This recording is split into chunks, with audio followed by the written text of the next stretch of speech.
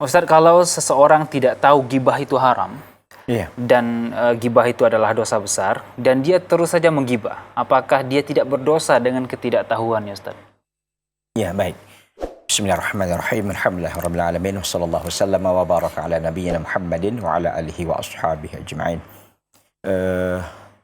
Pertanyaan ini sebenarnya sudah ada salafnya gitu. Ada yang sebelumnya ini terkait dengan masalah ini, tapi bukan ghibah. Kalau tidak silap saya tentang riya. Iya. Jadi sebenarnya terkait dengan orang yang jahil dalam masalah ini atau orang yang bodoh begitu kan. Para ulama memberikan rincian. Di antaranya adalah Syekh Abdurrahman ibn Nasir As-Sa'di dan juga Muhammad ibn Shalih Al-Utsaimin dan yang lainnya. Mereka mengatakan bahwa kalau seandainya memang seseorang itu jahil dan tidak tahu bahwa sesuatu itu adalah perkara yang diharamkan, sesuatu perkara yang kita katakan dosa besar lalu dilakukan, maka sesungguhnya dia tidak berdosa karena kejahilannya. Tapi perlu dirinci bahwa kejahilan di sini memang kejahilan yang memang bisa diterima dalam pandangan syariat. Artinya kejahilan ini bukan karena kecerobohan dia, bukan karena ketidakpedulian dia dengan agama, karena memang dia sama sekali tidak tahu. Dan jahil yang seperti ini di zaman kita ini sepertinya agak dalam tanda petik agak langka gitu. Bahkan bisa kita katakan nggak ada gitu. Kenapa?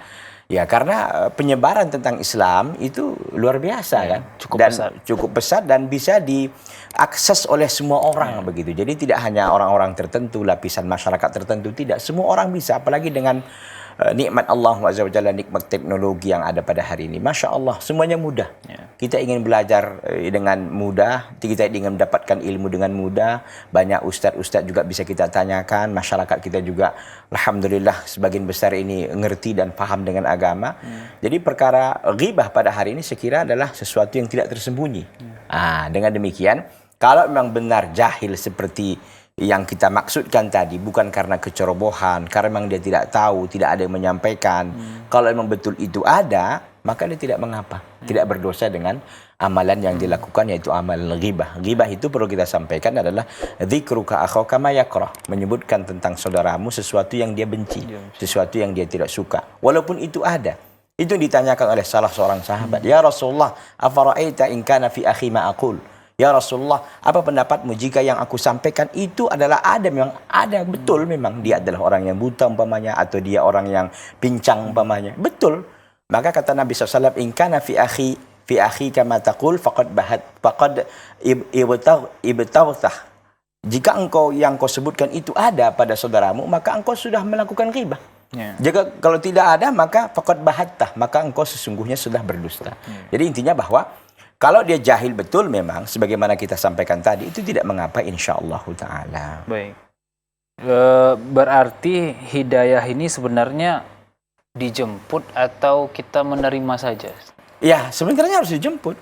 Harus dijemput. Makanya saya katakan tadi, kalau kejahilan yang kita sebutkan menurut para ulama tadi, karena memang ketidaktahuan, dia sebenarnya mirip dengan ahlu fatrah, begitu kan.